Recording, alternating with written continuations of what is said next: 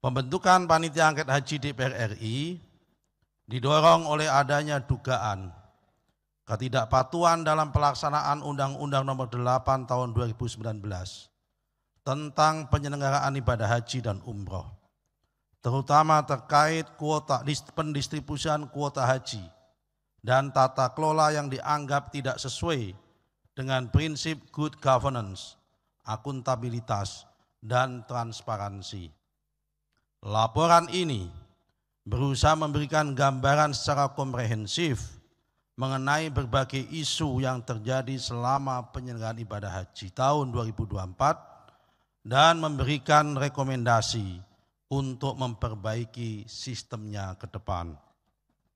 Dalam rangka membuktikan dugaan adanya ketidakpatuhan penyelenggaraan undang-undang dalam penyelenggaraan ibadah haji tahun 2024, Panitia Angket Haji DPR RI melakukan penyelidikan dengan meminta keterangan dari saksi-saksi yang berasal dari regulator dan operator, Kementerian Agama Republik Indonesia, penyelenggara ibadah haji khusus atau PIHK, jemaah haji, serta melakukan kunjungan lapangan baik di dalam negeri dan luar negeri.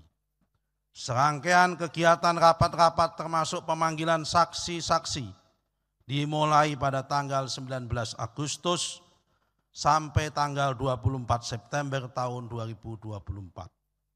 Penyelidikan yang dilakukan Panitia Angket Haji DPR RI menghasilkan temuan sebagai berikut. Pertama, kelembagaan. Kementerian Agama RI dalam menyelenggarakan ibadah haji masih berperan double sebagai regulator dan operator. Sementara dalam pelaksanaan ibadah haji di Arab Saudi tidak lagi menggunakan pendekatan government to government, akan tetapi berubah menjadi government to business. Sehingga pelayanannya diberikan kepada pihak syarikah dengan menggunakan kerangka bisnis. Kedua, kebijakan. 1. Dalam pembagian kuota haji tambahan tahun 1445 Hijriah, garing tahun 2024 Miladiyah, Pansus menemukan dugaan ketidakpatuhan terhadap pasal 64 ayat 2 Undang-Undang Nomor 8 Tahun 2019 tentang penyelenggaraan ibadah haji dan umroh tentang alokasi kuota yang ditetapkan kuota haji khusus sebesar 8% dari kuota haji Indonesia. 2. Kementerian Agama, Sekyu Dirjen Penyelenggaraan Haji dan Umroh melakukan ketidakpatuhan dengan mengajukan pencairan nilai manfaat pada tanggal 10 Januari tahun 2024 sebelum diterbitkannya KMA nomor 130 tahun 2024 pada tanggal 15 Januari tahun 2024 yang seharusnya menjadi basis penghitungan kuota. Ketiga, distribusi kuota haji. 1. Pengisian kuota haji reguler untuk jamaah yang membutuhkan pendamping, penggabungan, dan pelimpahan porsi masih ada celah atau kelemahan di mana pendamping diisi oleh jemaah haji reguler yang bukan mahramnya. 2. Sampai tahun 2024, Kementerian Agama RI masih belum mengupayakan secara maksimal untuk menyelesaikan masalah 5.678 nomor porsi kuota batu, yaitu porsi haji reguler, yang belum diketahui secara pasti di mana jemaah haji berada atau bertempat tinggal. 3.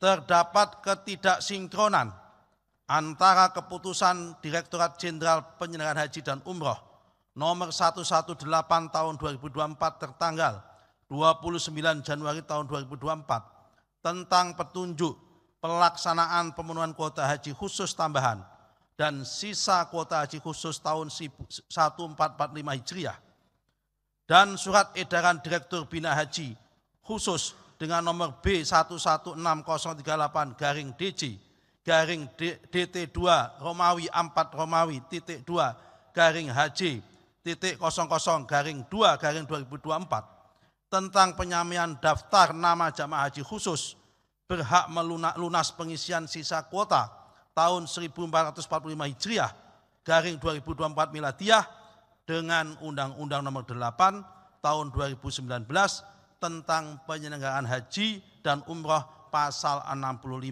ayat 2. 4. Inspektorat Jenderal Kementerian Agama RI sebagai aparatur pengawas internal pemerintah APIP tidak menjadikan pembagian kuota haji tambahan tahun 2024 sebagai objek pengawasan. Sementara pembagian tambahan kuota haji tahun 1445 Hijriah ada potensi tidak sesuai dengan Undang-Undang Nomor 8 Tahun 2019 tentang penyelenggaraan ibadah haji dan umroh. Keempat, Siskohat dan Siskopatuh. 1. Sistem komputerisasi haji terpadu Siskohat tidak terjamin keamanannya karena tidak ada audit berkala terhadap sistem. Selain itu terlalu banyaknya pemangku kepentingan yang dapat mengakses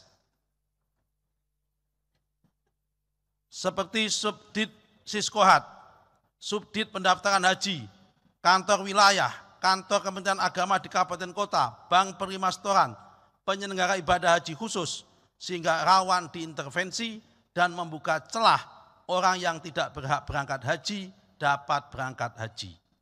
2. Sistem komputerisasi pengelolaan terpadu umroh dan haji khusus, Siskopatuh, tidak bisa terjamin keamanannya karena tidak ada audit terhadap sistem secara berkala dan terbuka.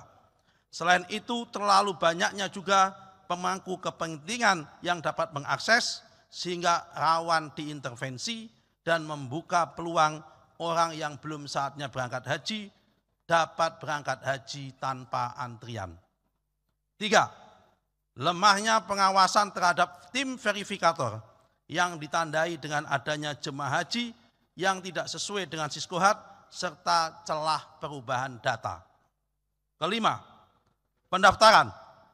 Di dalam keputusan Menteri Agama nomor 226 tahun 2023 tentang biaya perjalanan ibadah haji khusus, keputusan Menteri Agama nomor 1063 tahun 2023 tentang setoran pelunasan biaya perjalanan ibadah haji khusus tahun 1445 Hijriah dan bab 3 poin B keputusan Dirjen PHU nomor 118 tahun 2024 tentang petunjuk pelaksanaan pemenuhan kuota haji ibadah haji khusus, prosedur pengusuhan sisa kuota tidak mencerminkan keadilan. Ketentuan tersebut mengakibatkan adanya praktek pemberangkatan 3.503 jamaah haji khusus dengan status tanpa antri, mendaftar tahun 2024 dan berangkat tahun 2024. 2. Ketentuan pasal 65 ayat 3 Undang-Undang Nomor 8 Tahun 2019 tentang penyelenggaraan haji dan umroh yang menentukan pemenuhan kuota haji khusus berbasis usulan data dari PHK dan kesiapan jamaah. Ketentuan ini membuka peluang penyalahgunaan kesempatan oleh PIHK dan berpotensi melanggar asas keadilan. Penyalahgunaan tersebut berupa mengubah urutan keberangkatan dan atau tahun keberangkatan. Keenam, nilai manfaat. Dalam mempergunakan nilai manfaat ditemukan adanya ketidakadilan di mana mereka yang belum berhak untuk berangkat menggunakan nilai manfaat tahun berjalan yang didapat dari jemaah haji lain yang berada pada daftar antrian. Ketujuh, jemaah cadangan lunas tunda. Jumlah jemaah haji lunas tunda sampai tahun 2024 adalah sebesar 30% dari kuota haji nasional. Seharusnya merekalah yang diprioritaskan untuk diberangkatkan terlebih dahulu.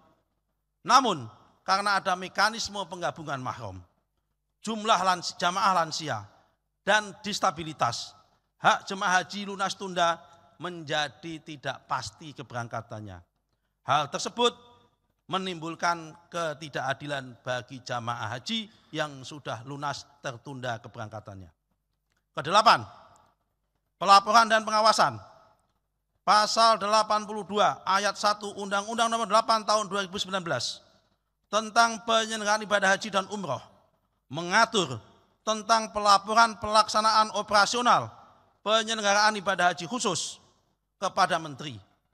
Ketentuan ini tidak dilaporkan. Hal ini menunjukkan lemahnya pengawasan dan kontrol Kementerian Agama terhadap jumlah keberangkatan dan kepulangan jamaah haji khusus oleh PIHK yang seharusnya dilaporkan kepada DPR RI setelah penyelenggaraan ibadah haji. Kesembilan, pelayanan. Pelayanan di Arafah, Musdalifah dan Mina dan selama pelaksanaan ibadah haji banyak ditemukan ketidaksesuaian dengan ketentuan, kontrak, dan standar pelayanan. Download Tribun X sekarang, menghadirkan lokal menjadi Indonesia.